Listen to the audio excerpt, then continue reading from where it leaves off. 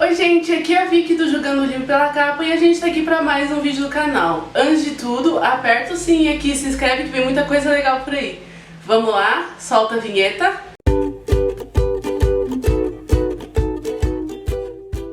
E hoje a gente fala desse festival incrível que é o Sundance Film Festival, um festival de cinema grande indie lá dos Estados Unidos. Inclusive é o maior evento de cinema indie, né, lá de fora. E eu tive a oportunidade de cobrir como imprensa esse ano novamente, já é o segundo ano consecutivo que eu participo, mas dessa vez eu assisti muito mais filmes do que eu assisti na edição anterior. Eu assisti 30 filmes, o catálogo geral de filmes eram 89, contando também com 50 curtas. Juntando todos eu assisti um total, assim, com curtas, vai mais ou menos uns 34 filmes. Eu já tô cobrindo então, né, desde o dia 20, né, o evento acontece ainda até o dia 30. Ontem, que foi sexta-feira, foi a premiação, né? Fiquei muito feliz que alguns dos filmes do meu top 10 foram para a lista de vencedores, né? De várias categorias. Mas enfim, vamos lá. Hoje eu quero trazer para vocês essa lista com meus top 10 filmes favoritos do festival esse ano. Não tô falando que são os melhores do festival, mas tô falando que são os meus 10 favoritos que eu mais gostei. E os que eu tô ansiosa para as outras pessoas também assistirem. O Sundance, anualmente, para quem não sabe, ele acontece, né, lá em Utah, Park City. E assim, dessa vez aconteceu uma confusão por conta da pandemia. Era para o evento acontecer, né, fisicamente dessa vez, agora, esse mês. Só que como aumentou, né, os números de casos da Omicron, então eles resolveram cortar. E o evento, que era para ser híbrido esse ano, ele mudou e virou totalmente virtual, assim como ano passado.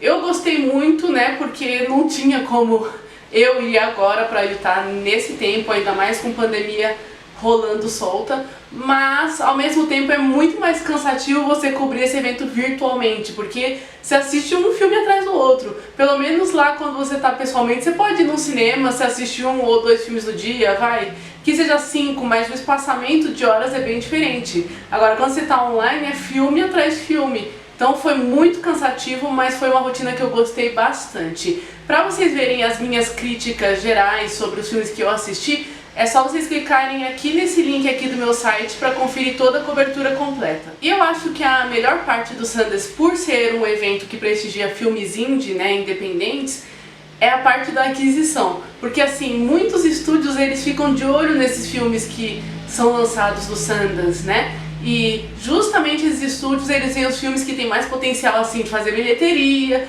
e compram. Alguns dos que eu vou falar aqui, inclusive dessa minha lista, já tem compra, né? E aliás, eles vão até estrear na Amazon, vão estrear no cinema pela Fox Pictures. Enfim, a gente tem vários filmes por aí. Tem alguns que, infelizmente, ainda os que eu mais gostei, aliás, eu acho que eles não têm uma casa ainda. Os dois que eu mais gostei, né? Eles não têm uma casa ainda, né, um estúdio, vocês vão saber quais são quando eu falar a lista, mas enfim, é legal você poder ver esse processo, né, de como que funciona, tipo, o diretor indie, ele lança um filme, mesmo que seja um diretor indie, muitos atores grandes, tipo John Boyega, Regina Hall, todos eles aceitam participar do festival, porque é uma vitrine. Então realmente são muitos diretores e nomes novos para a indústria que são legais, né, e participam desse evento. Então, sem mais delongas, vamos para a lista. Começando a lista então, né, no 10º lugar fica Emily the Criminal, estrelado pela Aubrey Plaza. Eu amo ela, eu tava ansiosa por esse filme. O único motivo que ele foi lá, tipo, pro finalzinho da lista é que assim, eu gostei, mas eu esperava muito mais. Tipo, ele não é ruim, por isso que ele tá no meu top 10 de mais de 32 filmes que eu assisti. Só que eu achei que poderia ter sido um pouquinho melhor, eu esperava uma outra história. Mas isso não quer dizer que Emily the Criminal é uma história ruim, ela é boa demais, assim, a Aubrey tá maravilhosa. Resumindo, basicamente, nessa história, a Emily ela é uma estudante universitária que está afundada em dívidas por causa do student loans, né, que é o débito estudantil lá dos Estados Unidos, que é super difícil de pagar. E como ela não consegue emprego, porque ela tem a ficha suja por conta de alguma coisa que ela fez no passado, um crime bem... assim, acho que ela dirigiu bêbada. E assim, como ela tem essa ficha suja, ela não está conseguindo emprego. A única forma que ela arranja então de ganhar dinheiro é aplicar golpe usando cartões de crédito falsos. Esse filme é super criativo e tal, eu gostei muito, eu só esperava que o andamento da história fosse diferente. Em nono lugar, o terror Speak No Evil. Gente, surpreendente. Eu fiquei relutando pra ver se eu ia pegar esse ingresso ou não, né? Porque a gente pode escolher, né, entre 10 filmes de premiere que a gente quer assistir. Eu fiquei relutando pra ver se eu pegava esse ou não. No fim eu peguei. Ele tava na sessão Midnight, que é voltada a filmes de horror, né, no festival. E assim, surpreendente. Eu amei demais, atuações impecáveis. Nenhum nome conhecido, né, porque é um filme europeu. Mas assim, muito bom.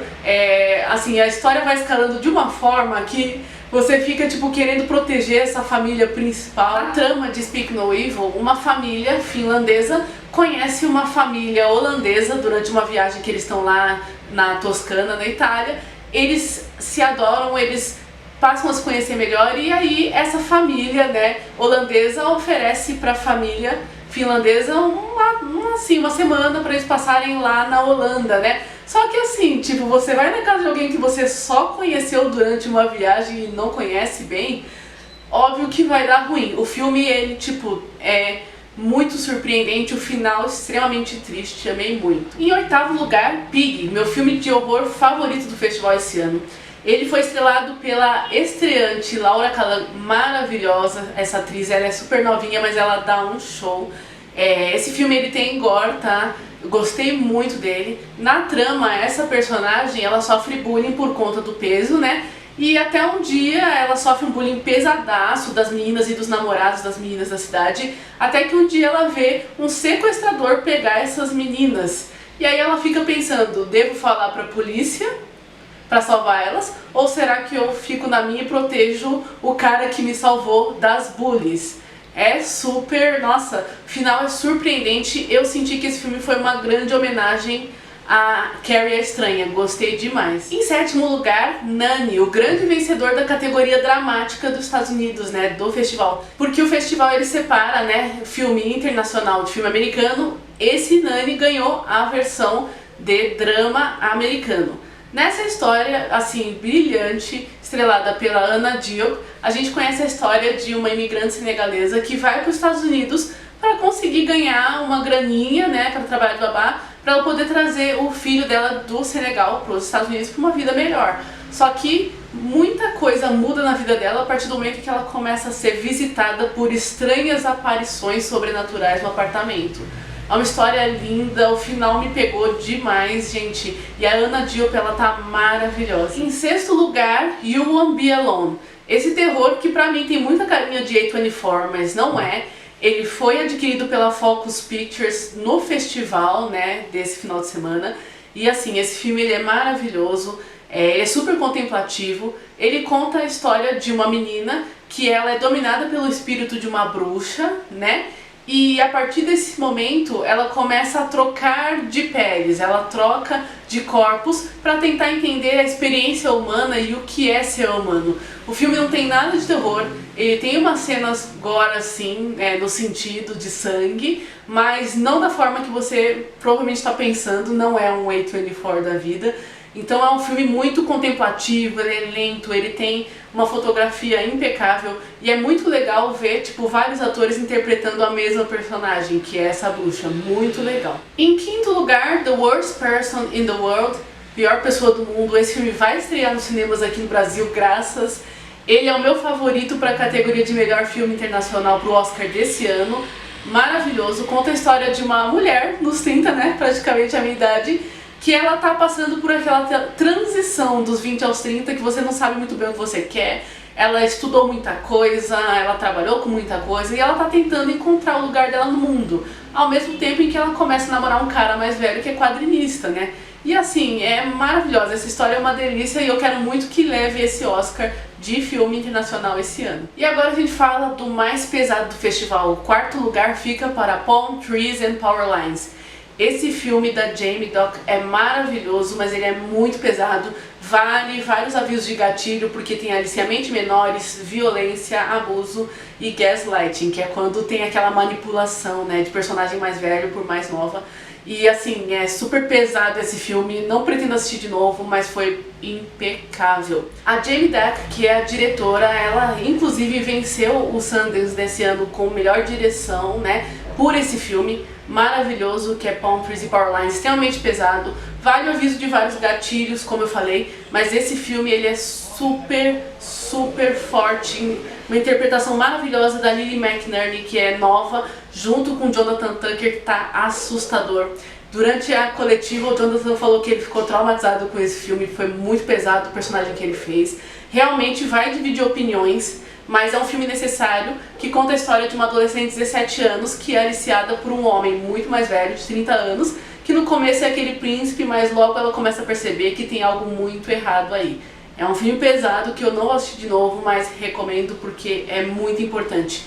Mais importante ainda porque a Jamie ela falou que ela passou por isso de relacionamento tóxico com um homem mais velho quando ela era adolescente. Então é tão raro a gente ver vítimas podendo contar esse tipo de história, né, de idades assim, diferentes idades, né, de relacionamento, como isso é pesado. O filme não romantiza a diferença de idades e é muito contrário do que Red Socket faz. Red Socket ele tira sarro da diferença de idade do protagonista masculino com a feminina.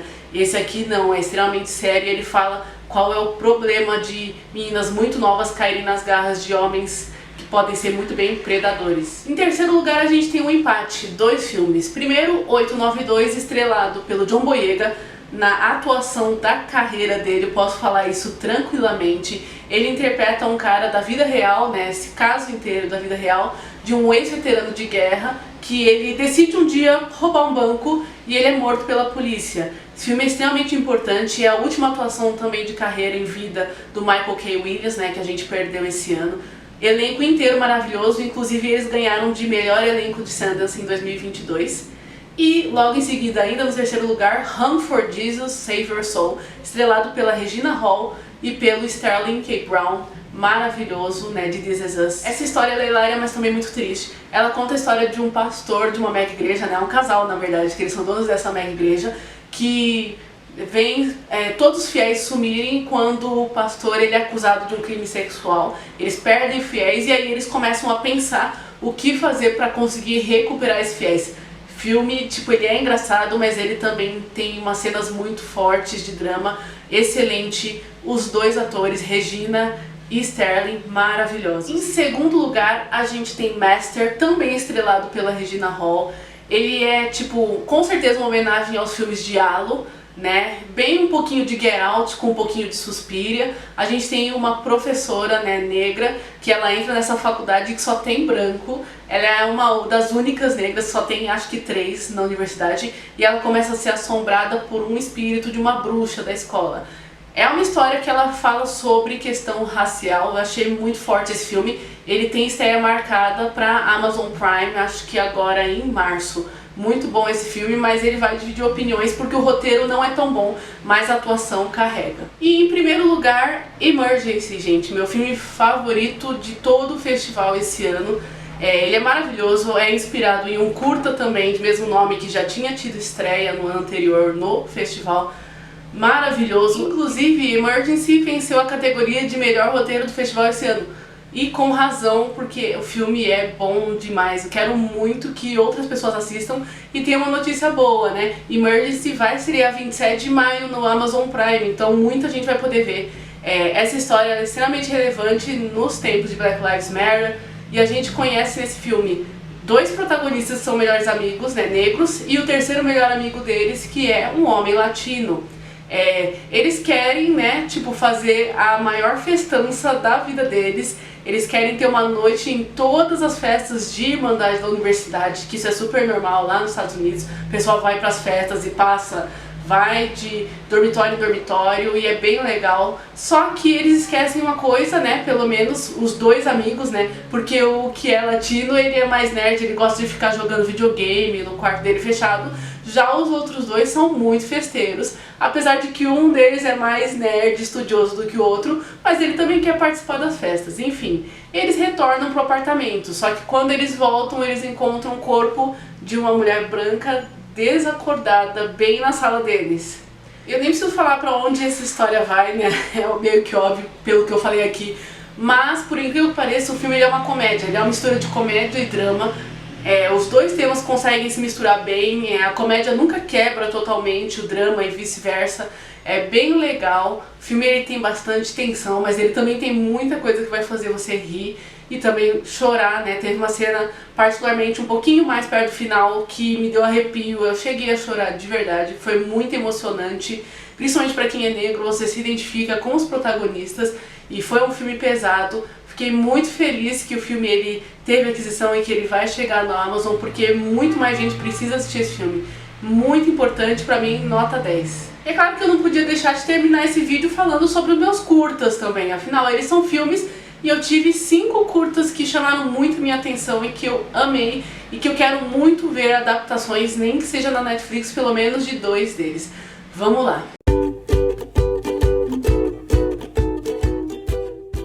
Em quinto lugar, a gente tem o curta de horror Spider. Nessa história a gente tem um casal, né, uma menina lá e um menino, o cara super chato e a menina também é chata. Eles passam discutindo, né, enquanto a menina dirige, eles discutem no carro.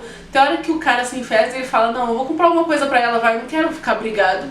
Ele desce num postinho, ele compra flores, chocolate pra ela. Mas, como ele tem esse espírito de querer fazer brincadeira chata, tipo aqueles blogueiros, sabe, que fazem brincadeira de mau gosto com a namorada, ele pega uma aranha de brinquedo, ok, e leva pro carro, beleza.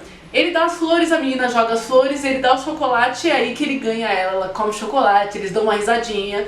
Só que aí ele deixa abrir o negócio da aranha, né, da pegadinha, só que essa pegadinha dá muito ruim mesmo, e acontece um acidente e a partir daí começam vários acidentes absurdos. Você termina assim, ó, boca aberta. Eu fiquei em choque, gente, com o final. Esse curta me pegou.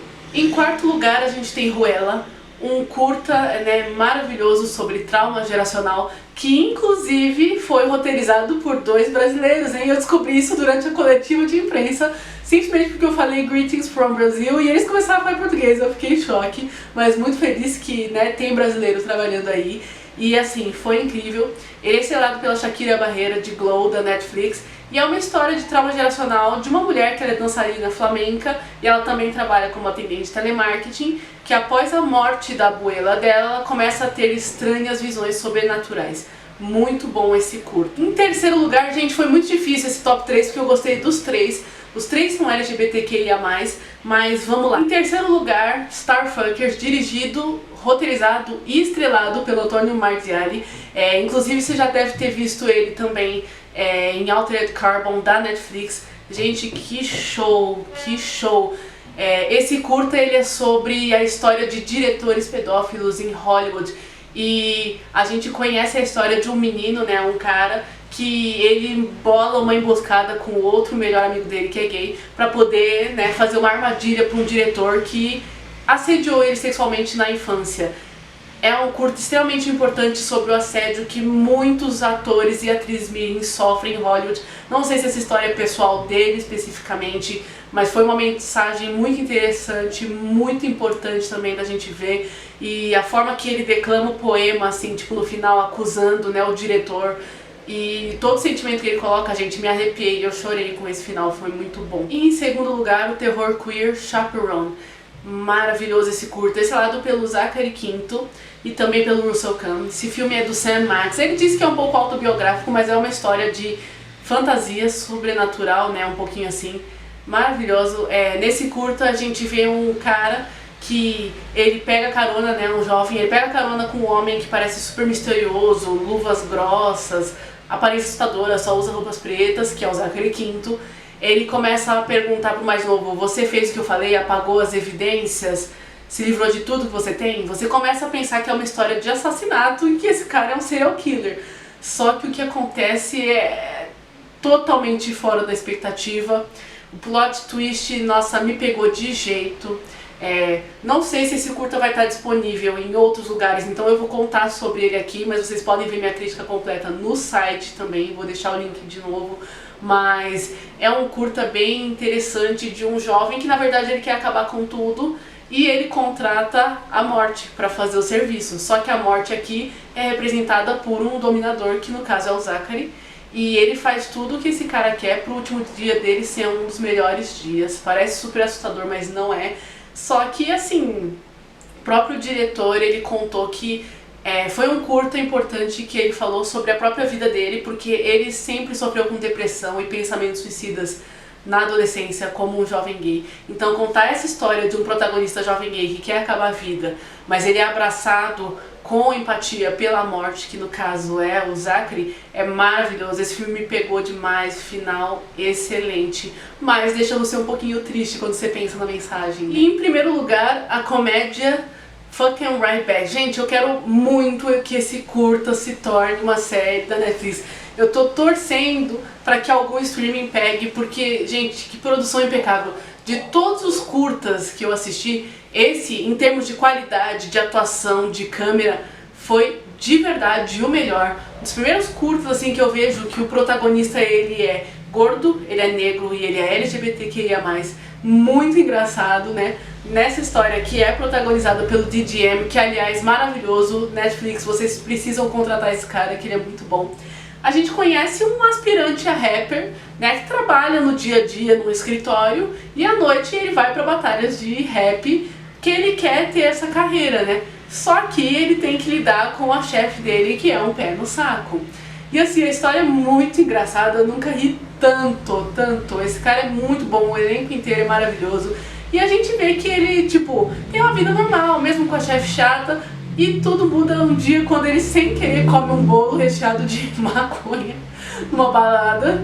E aí o que acontece? Óbvio, ele nunca tinha consumido nada assim, ele não consome nada que é ilícito, ele mal bebe cerveja. E aí a comédia toda fica atrás disso, tipo, ai meu Deus, como que eu vou trabalhar no dia seguinte? Porque só piora, ele faz o teste e aí vai que ele toma um drink um dia que também tem coisa e só piora. Começa um monte de absurdo, gente.